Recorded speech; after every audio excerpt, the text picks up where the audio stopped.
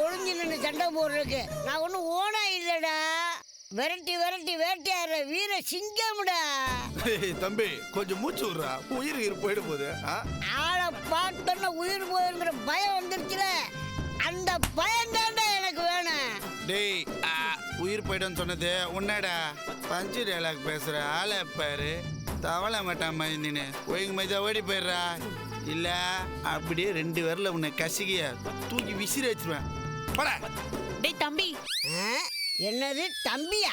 ஆமா தம்பி, எங்களுக்கு ஹெல்ப் பண்றேன்னு நீ ஏதாவது பிரச்சனையில மாட்டிக்காத. தயவு செஞ்சு இங்க இருந்து போயிடு ப்ளீஸ்.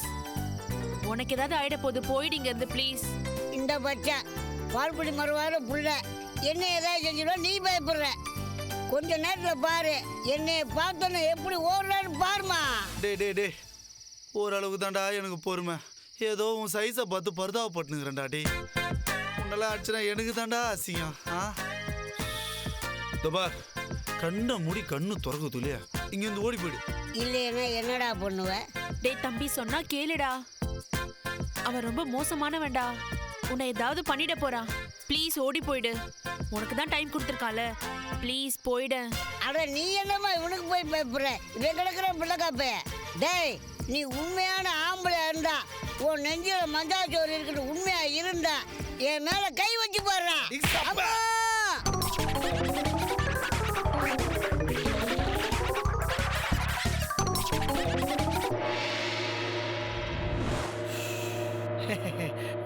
ஃபிளாஷ்பேக் முடிஞ்சிருச்சா? ஏன் இல்ல, அந்த ஃபிளாஷ்பேக்ல நீங்க கடைசி வரைக்கும் கண் முழிக்கவே இல்லையா, அதான் கேட்டேன். கொஞ்சம் வீக்கா இருந்தேனா, அதனால கண்ணு திறக்க 2 மணி நேரம் ஆச்சு. டேய் சித்திரக்குள்ளா, இப்ப மட்டும் நீ என்ன ஊட்டச்சத்தா சாப்பிட்டு தெம்பாவாடா இருக்க? சீக்கான கோழி மாரி தானடா இருக்க. மாப்பிள்ள என்ன யோசிக்கிறீங்க? ஒண்ணு இல்ல, நீங்க கண்டினியூ மாமா. அன்னைக்கு நான் முடிவெடுத்தேன். எப்பா? கண்ணு திறந்ததுக்கு அப்புறம். ஆமா, அவனை திருப்பி அடிக்காம விடக்கூடாதுன்னு 2-3 தடவை ட்ரை பண்ணேன், ஆனா முடியல. அதானே, அது எப்படி முடியும்? உயர வித்தியாசம் ஒண்ணு இருக்கா இல்லையா மாமா?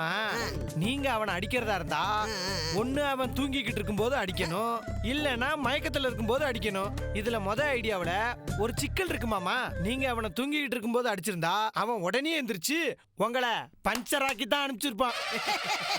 கரெக்டா சொன்னீங்க மாப்பிள்ள.